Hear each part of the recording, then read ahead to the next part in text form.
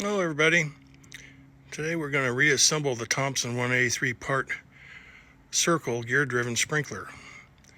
In comparison, we're going to look at the 187 Commander series with it. Here's a parts blow up of the 187 Commander.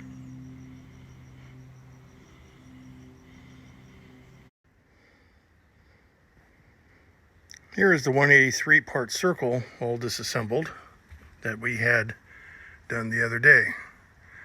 There's the casing for the body. All the parts go inside. Started with the screen, the port plate, the motor, and the upper head.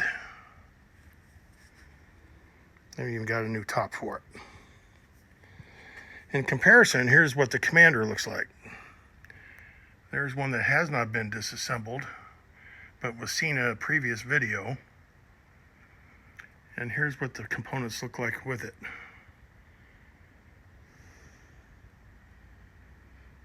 A little bit different.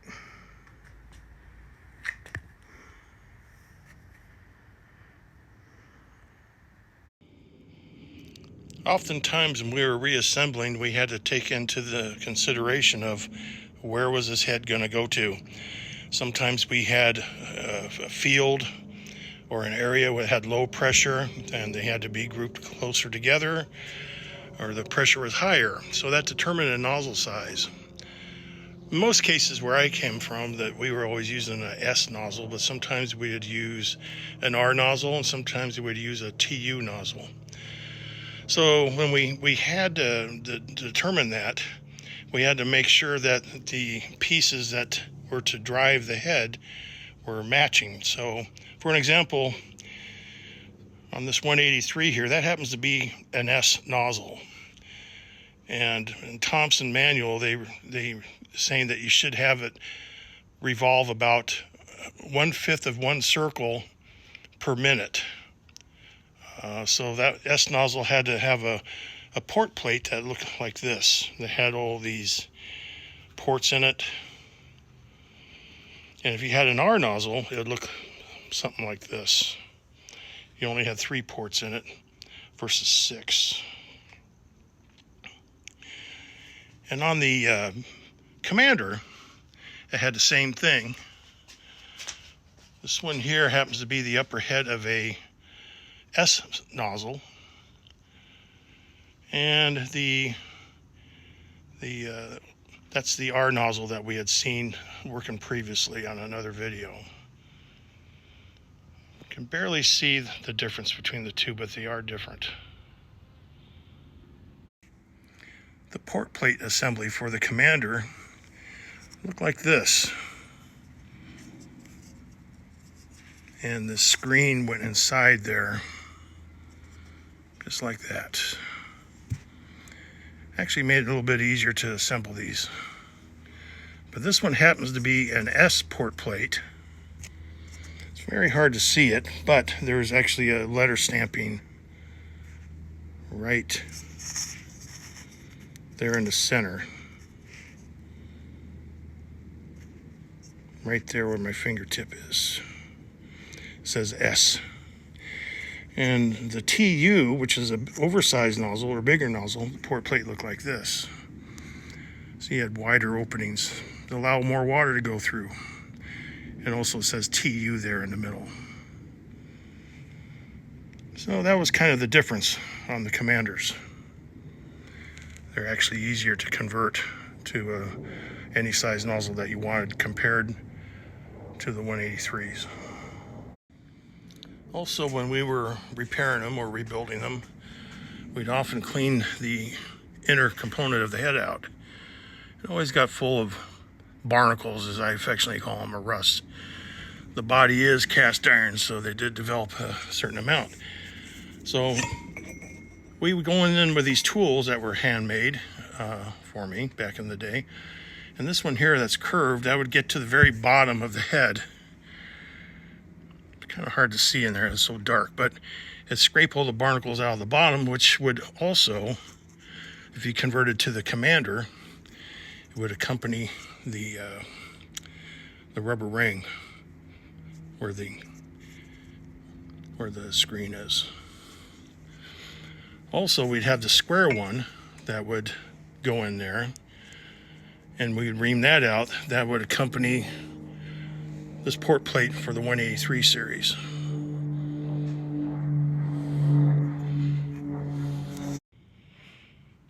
So in comparison with the two motors from the Commander to the old 183, this is what they look like side by side. The Commander had the plastic on it with the rubber gland on the bottom to get the water to feed up into the turbine, and it had a screen on it.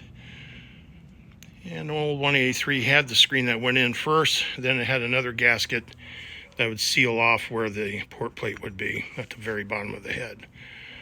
Those gaskets I do not have anymore, but you can still get them to work if it's done good enough. Anyways, so that's that one. Oftentimes when we were rebuilding these in the shop, we did check the motors to make sure that they did function properly. You can see in here that this is what they call a drive dog that would intersect with the upper part of the head to make it turn. And you go right on in there like so. And usually these gear cases or these motors never wore out. Only time you took them apart was to change the arc of the head from half circle to 90 degrees or something other than that. So if anything would break, it'd always be these drive dogs, and they had pins on them that you could remove out of there. It's kind of hard to see because of the corrosion. But anyways, you could change this drive dog out and put a new one in. But also we did do, to make sure that the motor did function, let me get back here in the camera, had an air gun, and we often just went and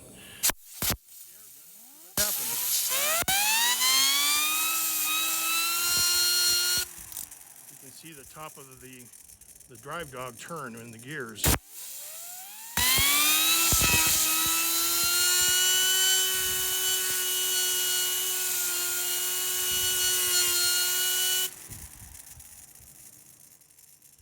Of course, that's about 20-30 times faster than what it would normally turn, but at least it was able to prove that it did work.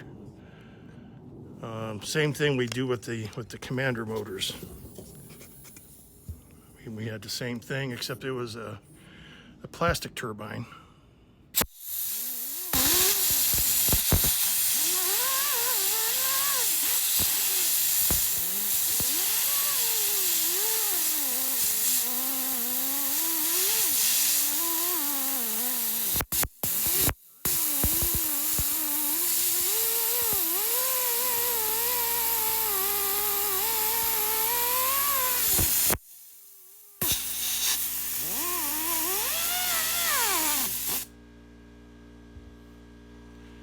Well, that's how we often check to make sure that they work.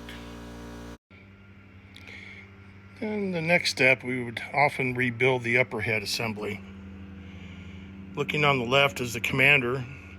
You see the improvements that they did for the water flow versus the older style, the 183. The only way the water could get into the head was right there. And so anyways, but however, there were gaskets inside these things and seals. And on this Commander, you can see it through this window right there. Very, very easily. Get my beat up hand out of the way. You can see a little tan ring, the friction ring, and the rubber ring right there. And that would do all the work for the head movement and to keep it sealed. Where versus the older one, it'd be up buried inside the head that you can't see.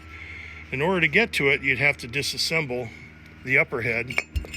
Sometimes you had to get in there with another tool to hold back on the where the slots are in there on the stem, and then also grab the upper part of the head and twist the top of the head off with a wrench or something. And I do believe there are left-hand thread on those.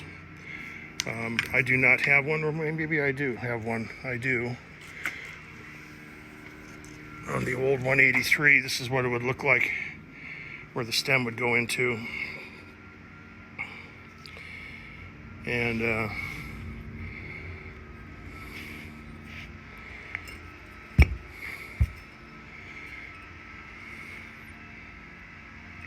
oftentimes on these old 183s, the stem had a crack in it on the sleeve, and this one does. You can see it right there.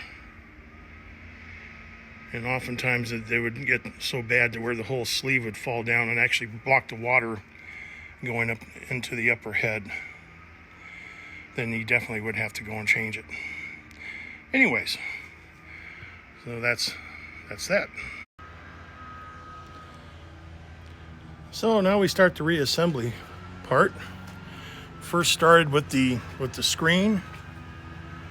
It kind of just drops down in there. And I have a little helper tool here to kind of get it in position. And then next after that would be the port plate on top of that. Again, I usually have a little rubber gasket for it, but that's long gone. So we'll drop that in there and probably have to use the little tool to get it in place. That's one thing about the Commanders. The Commanders would go in real easy. There we go. There, finally went down. And then the motor, or the gear casing, would go right on top of that. Now there's this little tab right here on top of the motor. This little tab right there. And that actually go into, you can't see it, but there's a little notch inside the body. Kind of right there where my finger is, inside there. And very difficult to see. But anyways, that little notch would line up and go right on in there. That'd lock it into place. And I'd often give it a little tap to get right in there in position. And then the upper head. Now I went and cheated and did this off camera, but I put a little grease up here on the threads of the cast iron body and on the brass body. So you ever go to take it apart again, it'd be so much easier to deal with. And see if we can find the spot, the sweet spot. There it is. The head dropped right on in there. And just do the tighten up. Righty-tighty.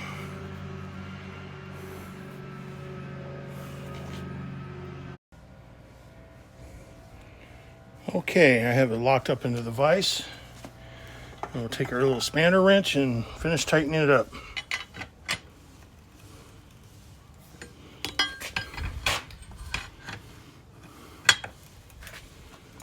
Basically, you just keep on going until we can't go no more. Oops.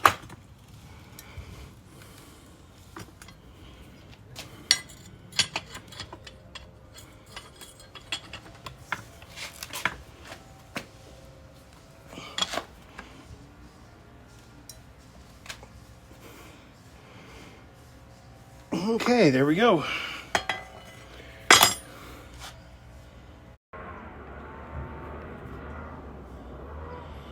All right, we're going to try this out, see how it works.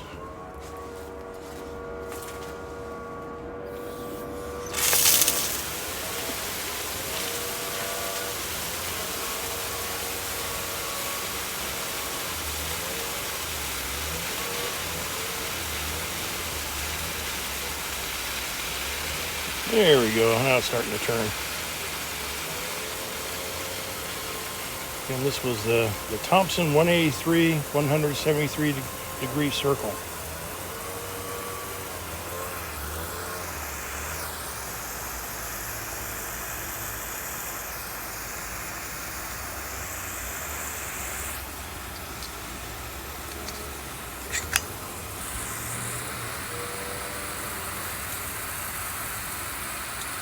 Again, this has a S nozzle on it.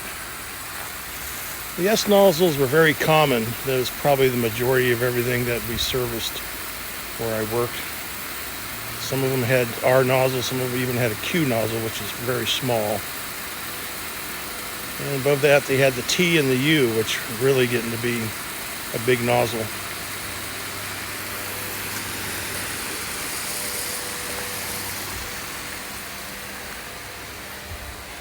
I will display the chart at the end of this, the chart size of nozzles.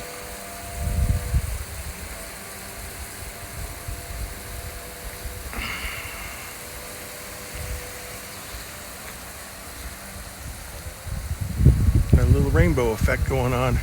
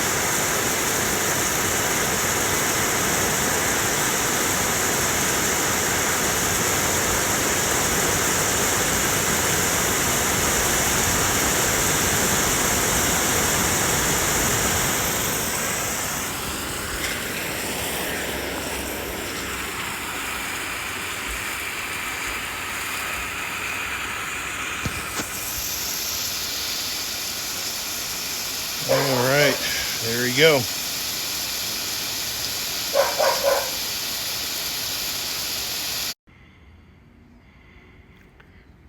Here's the Thompson Commander from a 1980 catalog. I thought I'd share with you.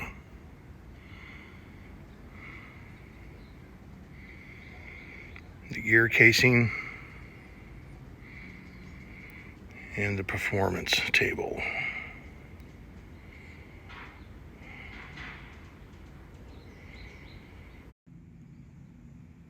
Here's the Thompson 183 part circle gear case assembly.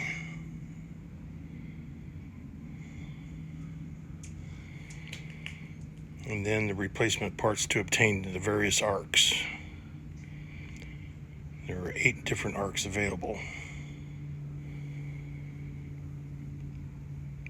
All right, thank you for joining me. We'll see you on the next one.